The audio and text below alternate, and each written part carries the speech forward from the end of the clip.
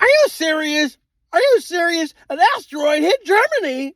Well, you can calm down. It wasn't a real big asteroid, but today is Tuesday, and it's till about 10 o'clock. I'm on my way to work. So, and there's some things going on with my car that I might discuss down the line, but for right now, I'm not going to bring those up. Anyway, Pastor Paul, before I first heard about this asteroid, it basically came in, I forgot when, I think it was at night there, over Europe, and it blew up over Germany, and pieces came in, and people are probably scrambling for the pieces because they're worth a lot of money. Okay, so there's that part.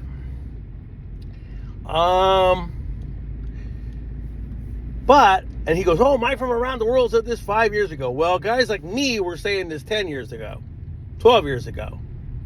And sure enough, here it comes. They're all coming in, starting to come in, even little ones, and eventually it'll be a little bit bigger. So yesterday, since I am now a friend of Gil's, I think everybody else can see this stuff anyway, but he had a free ebook that I read most of yesterday.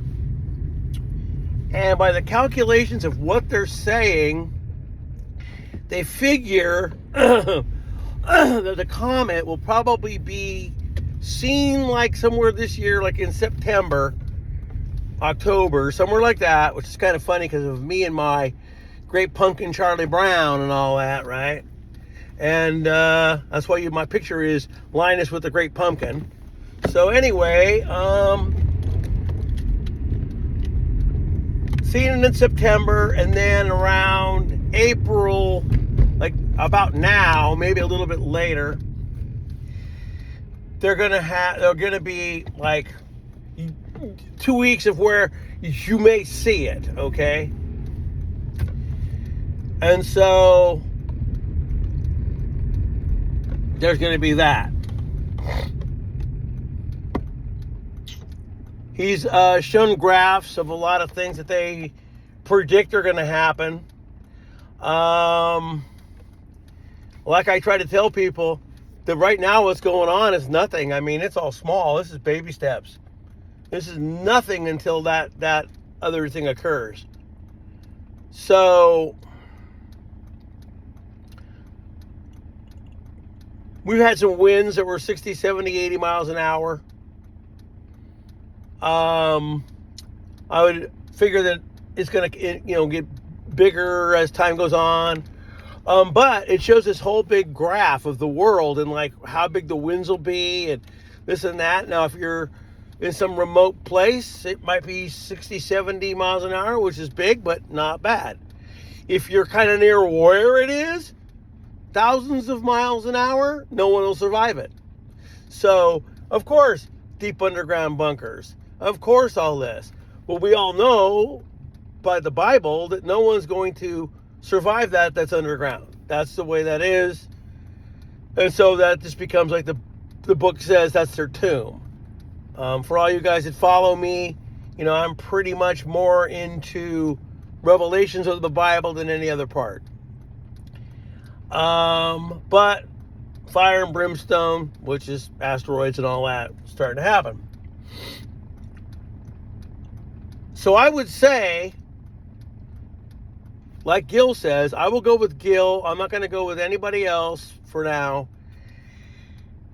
I would say you have around a year to decide where you're going to live. Stay prepped up. Food, water, supplies, enough to get you by. Make sure your car always has a full tank of gas, because if it does survive some kind of an EMP and you can drive it, you're going to want to use your car as a generator because you're not going to have anything else. So make sure you at least have a half a tank. My mom always taught me to have at least a half a tank of gas no matter what. That if a power outage went, you would see what happened. Anyway, there's that part. Now, this is just an individual part of me that's been going on right now with the vehicle I own, so it's giving me an opportunity to think about a different vehicle. My car recently, and it's an offshoot. I'm not going to name what it is, but it's an offshoot car. It's a foreign car, and it's a kind of a relatively bigger name. But the problem with it is that once it gets close to 100,000 miles, which this one is, things begin to happen. So, I was coming home one day, and my oil light flickered, and okay, whatever, maybe that's just a malfunction with a wire, I don't know. So, I drove it a couple more days, and then it happened again, and my car died. Boom, instantly died. So, I took it in. We got an oil change, filter change, air filter, but this is the bit. See, cars that run synthetic oil, this is all off the subject. Once they go beyond their oil change, which was, see, this time they gave me a 5,000 mile oil because I could see when they want me to do it again. The last was a little bit less. So I went like 3,000 miles over the change. Well, what happened was the synthetic oil gummed up, but it might not be. It might happen again anyway. But the oil got all gunky and gummed up, started clogging the lines, and the next thing you knew, the car didn't want to run. So while it's a great thing, you know, the synthetic oil and all that, it's also kind of bad. Because in the old days with the 60s and 70s vehicles, we didn't worry about that. We could run a car 5,000 miles over and it might not do anything. It might not. My old Chevy went 4,000 miles over an oil change and still ran fine. No synthetic oil, just regular oil. Well, now, a lot of cars, that's what they're running on. So, with the filter change and all this, so far, nothing's happened. Doesn't mean it's not gonna, but it's also gonna change my mind into when I buy a new car. Or newer, used, whatever. I do want a truck. That's a very big thing. You know, having a car in a scenario like what's ever kind of not so good is probably not smart. Because if you got to transport stuff and carry stuff, you're not going to have room. So a truck, SUV, whatever, probably better. Now, there's a lot of weird scenarios that go on with that, though. Because some maintenance on your car you're going to have to do yourself. Now, I used to be able to do it because my grandfather showed me how. And I knew how to work on older cars and do all that stuff. So I didn't have to be taught. I mean, to do it, I knew. My grandfather showed me. So I didn't have anybody telling me how to work on cars, okay? I just did it myself. Well, now the newer cars are so hard to get into that changing oil and doing all that's kind of hard unless you have all the equipment at home. So, you know, I'm almost need to stock, but you do need to stock up on oil and all that other stuff in case you got to do it by yourself one time. So anything that you think might need to be stocked up on might have to be stocked up on, okay? So I've been missing a lot of lights on the way to work, which is kind of okay because it's letting me see that, okay, if my car hasn't hit that light yet, maybe it isn't gonna. Because if the light comes on and flickers again, then it's time to just trade the car in now. I mean, I'm going to do it, but I could be sooner than later. Right now, it's driving pretty good. After I got the oil change done, it drove real well. And people go, oh, that's just coincidence. You just think it did. Well, no, it had a lot more pickup. Oh, we'll see. So, that's a little offshoot on me. Now, the other little offshoot I'm going to talk about here is, I'm not going to name him, but most of you guys that follow me, follow him. Oh yeah, and shouts out to John G for doing his videos. I've actually watched them, and if there's no more than one like, those likes are from me. So those are the first videos I've seen him post since you've been subscribed. But anyway, I still do the old sub for sub. If you sub me, I'll sub you. You know, it usually shows in the YouTube studio who subs you. And so, you know, if you sub me, I'll sub you. I'm old school with that. 76 subs is pretty good for me now.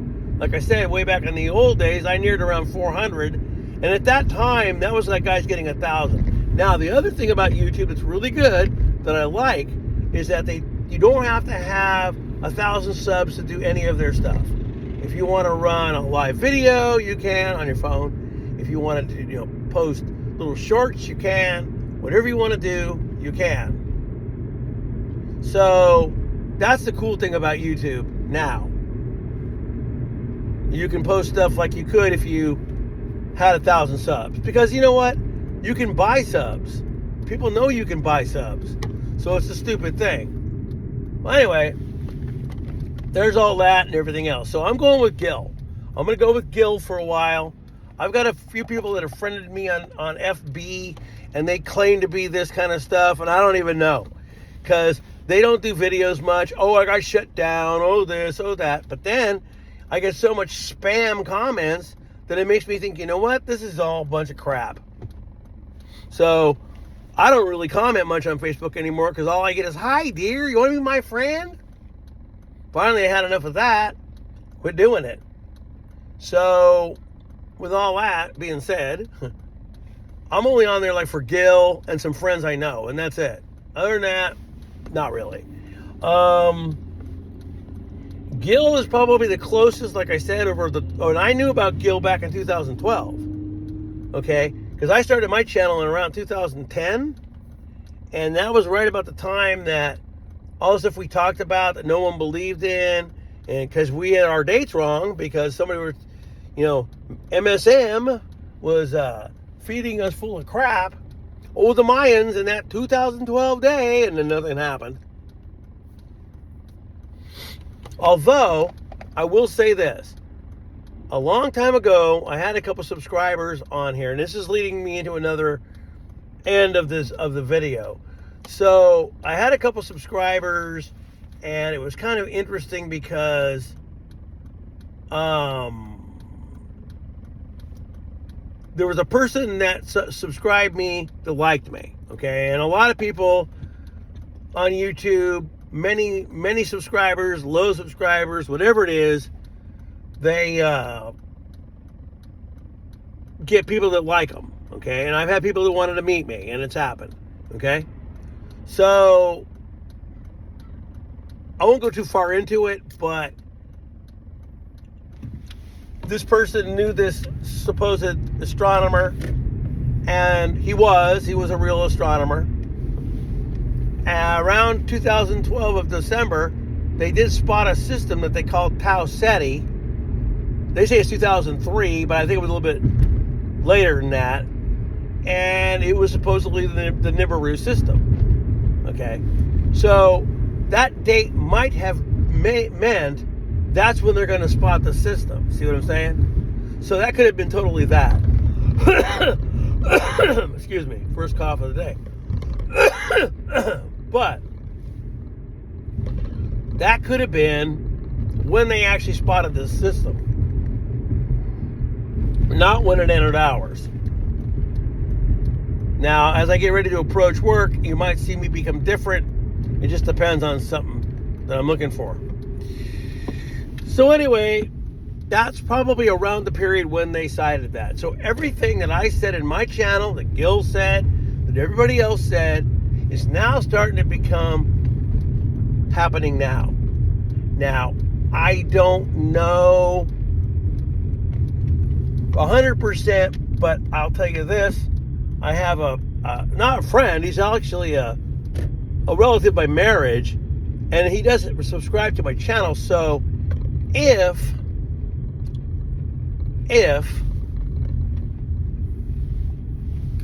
well, my friends, today is probably going to be a good day. I kind of thought maybe the main person wouldn't be here, and he isn't. Yay! But anyway, so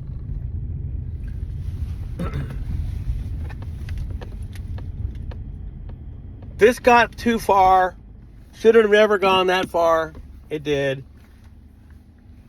No promises were ever made to anyone. Told that individual over and over and over that I would never move to where they were from. And it just went on and got a little bit out of hand. I take some fault to that, but not all of it. So anyway,